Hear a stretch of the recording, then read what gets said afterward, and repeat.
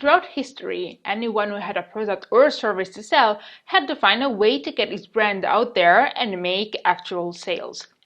The ultimate goal of anyone who has something to sell has always been the same.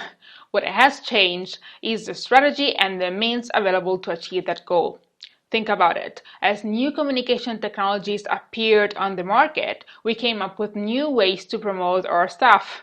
We used catalogs, then transitioned to print ads like newspapers or magazines or billboards, then moved on to radio and then TV adverts. Then call centers started to appear and then the magic happened. The internet. Even since the internet appeared, we experienced significant changes in the way we promote our products and services.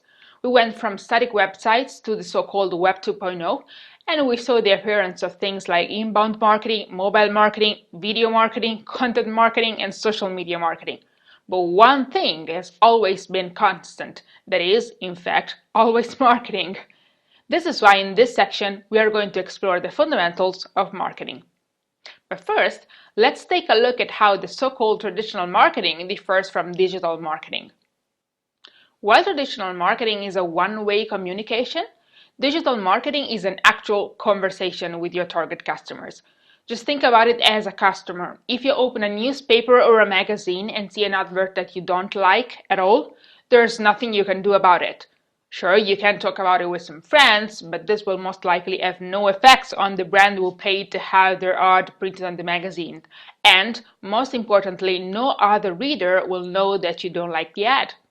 Instead, if you see that same company posting that very same ad on Facebook, you can simply and easily share your opinion in the comment section below the post, and your message will be read by the publisher and all other users will display the ad. For a company, this means that an online advertising campaign needs constant attention and monitoring, and also a policy that dictates how comments like yours should be moderated. This might sound very negative and complicated, but it can actually be very positive because you have the chance to actually listen to your customers and make changes based on their preferences, and their preferences is what really matters in the end. I also just said that you can make changes, because you can, and you can also do that very fast with online ads. This is impossible with traditional advertising. Think about the time and resources you need to print and install a large billboard or an ad on a monthly magazine. Once it's done, it's done. You can't change it. Instead, if you understand that a Facebook ad or Twitter ad is not working, you can change it on the spot for no additional costs. The third huge difference is that now everybody can advertise. This course would not exist if the web didn't offer affordable or even totally free opportunities for people like you and me, who might have just launched their product, service, or business in general, or plan to do so in the near future. But why is it cheaper to promote online? Because of the lower demand and supply. When the supply increases, the price drops. And the supply is so high as there are so many places on the internet where you could advertise your product. Not only advertising online is cheaper than traditional advertising, but it's also smarter, because you can be very, very specific in defining your audience. But we'll discuss this aspect more in depth when we talk about Facebook advertising, as I think this is currently the best option in terms of strategic targeting.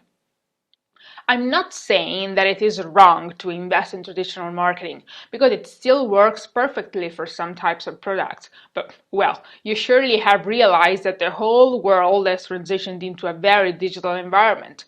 Magazines are going digital, we perform many of our daily tasks online, such as banking online or reading books on our e-readers. We are in the so-called digital age, and it definitely makes sense to invest in a digital campaign. If you can afford a traditional campaign, the two types of marketing can coexist, but I would not recommend to go exclusively for the traditional approach. And I assume you agree with me as you've joined this course.